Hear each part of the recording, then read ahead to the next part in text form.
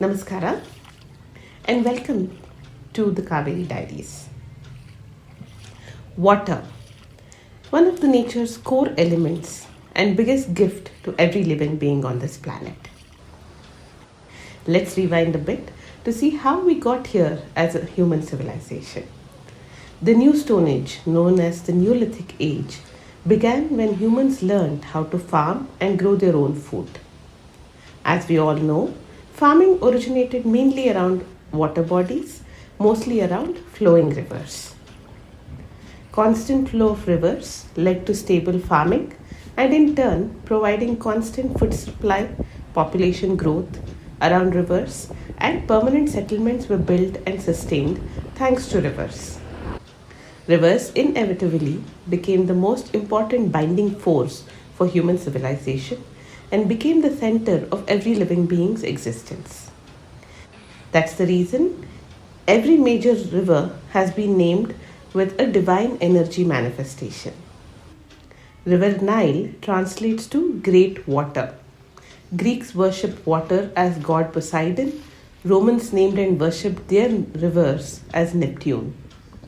Chinese considered water as a representation of intelligence and wisdom, symbolizing the transitions of birth and death and a more feminine or yin energy. River Ganges, which is considered as a personification of goddess Ganga.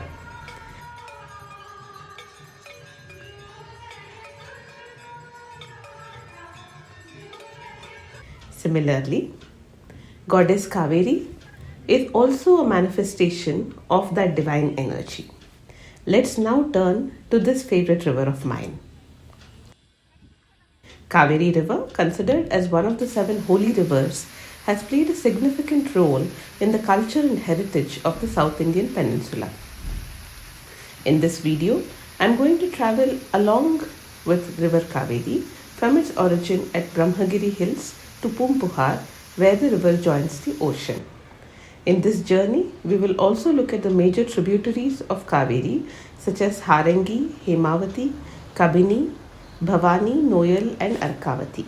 My journey along with the river will capture the culture, the heritage and most importantly, showcase how Kaveri along with its tributaries has played and still continues to play a significant role in the life of millions of people across the 3 states and 1 union territory. I'm excited with this experiential journey and hope to share the best moments with all of you in this video. So let's begin the journey without any further delay. To start with some facts about Kaveri, the start to the end of Kaveri is about 800 kilometers. However, if you combine its tributaries, it crosses well above 2000 or more kilometers. Kaveri originates at Kodagu in the Western Ghats mountain range in Karnataka and runs through Tamil Nadu and Pondicherry, and its tributary Kabini originates from Kerala to come join the river in Karnataka. Kaveri Basin area is an estimated 81,000 square kilometers, impacting the lives of millions of people living around this region. We are here at Brahmangiri Hills, the Kodagu mountain range where Kaveri originates. Before I begin our trip along Kaveri, let me take you to a temple located at Kodagu village, Sri Bhatra Temple. The goddess who is worshipped as the mother who protects these Western Ghat mountains.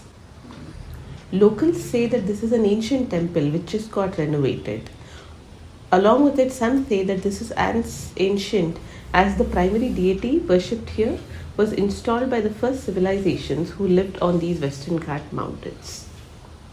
This place was not a part of my initial travel itinerary, but when I heard about it from the local people that she is the mother and protector of nature, I could not resist my temptation to begin my entire Kaveri travel diaries from this place.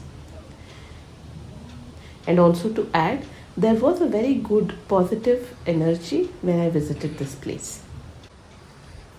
We are here at the Brahmangiri mountain range in the Kodagu hills. This is about 1600 meters above sea level. This range is considered to be one of the highest points in the Western Ghats mountain range, which provides the principal geographical barrier in the path of Arabian Sea to the southwest monsoons. This is mainly responsible for the 90% of annual southwest monsoons we get in South India. Let's take a moment to think through this entire nature's magic. Water which evaporates from the Arabian Sea and goes up to the sky to form rain clouds comes in touch with this mountain range and transforms itself into water. This rainwater from this point flows through 800 kilometers or more towards the west to go mix into Bay of Bengal.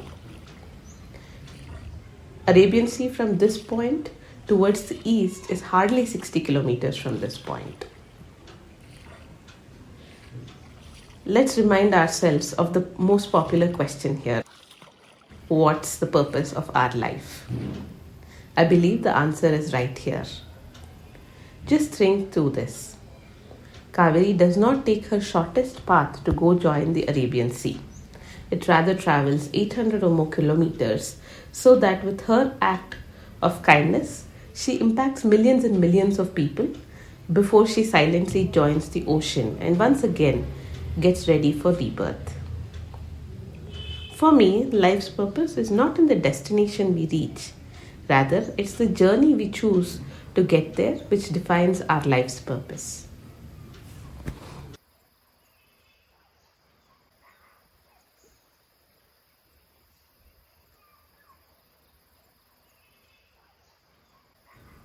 We are now heading towards Kaveri.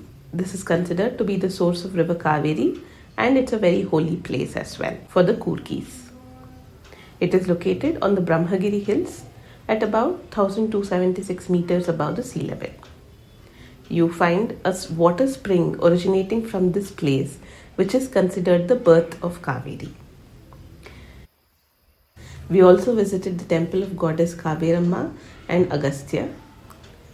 From this point, you can have a 360-degree view of the surrounding hills.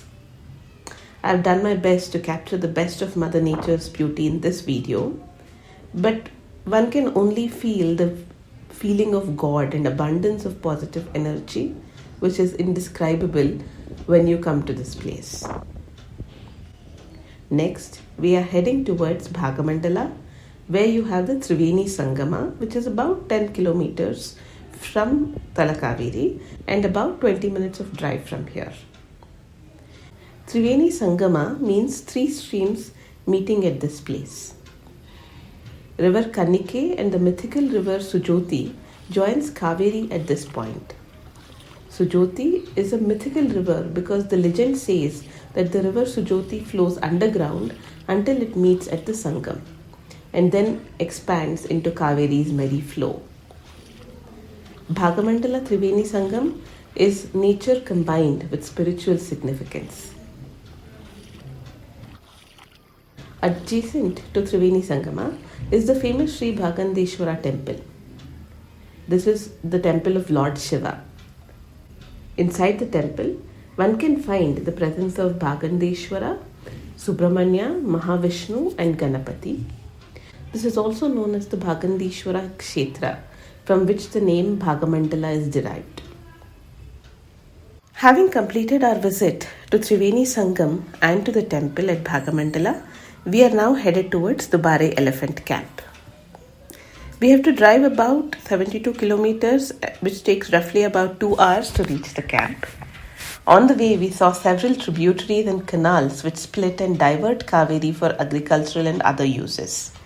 Seeing the river flow into the smaller canals, we followed her quite a while. These rivulets and canals provide a calming presence and positivity to all of its surroundings. We can also see a lot of greenery around, indicating good rains and the harvest season, which is around the corner.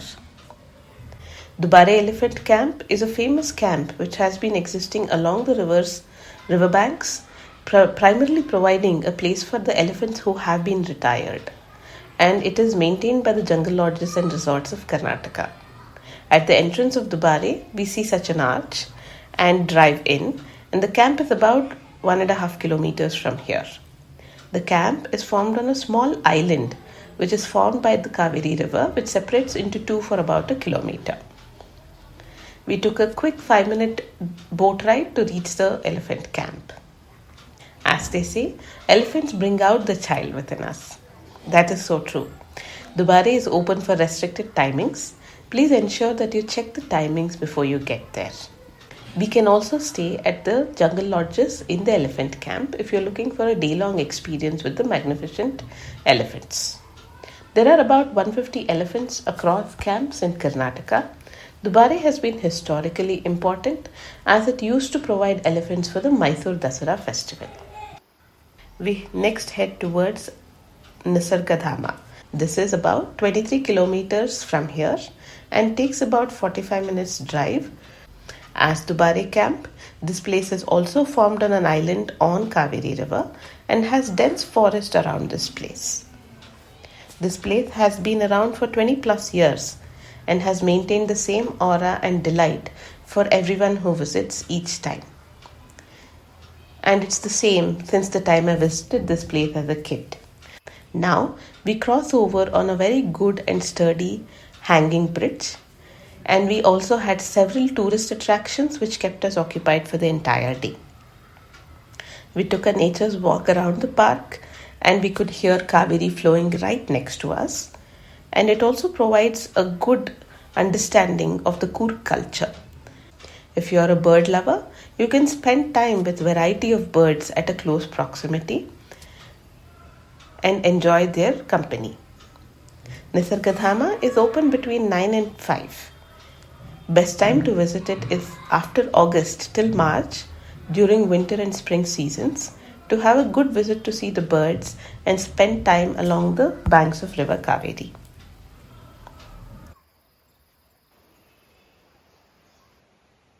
We stopped by after a long walk to sit by the river, which is quite shallow here, to admire the beauty of the river and end the day's visit at this place.